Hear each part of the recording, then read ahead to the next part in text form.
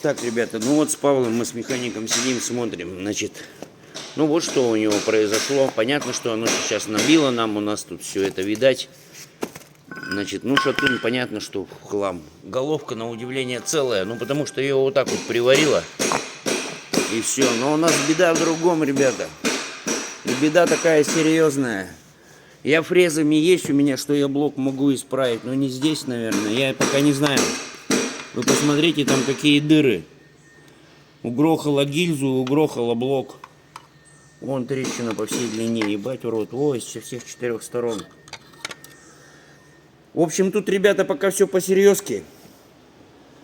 Как с ним поступить лучше, не знаем. Надо советоваться с начальством, потому что моя сборка, моя гарантия. Я как могу за блок гарантию пока давать? Никак я не могу давать гарантию. Это как бы это, как начальник скажет. Начальник скажет собрать, я соберу. Фреза у меня есть, ну, эту гильзу надо будет выкрашивать. Долотом выкрашивать ее все, так и не вытащишь. Поршень я прессом вытаскивал, ничем не мог выбить, блядь, все руки сорвал. Мать честная. Ну, такие дела.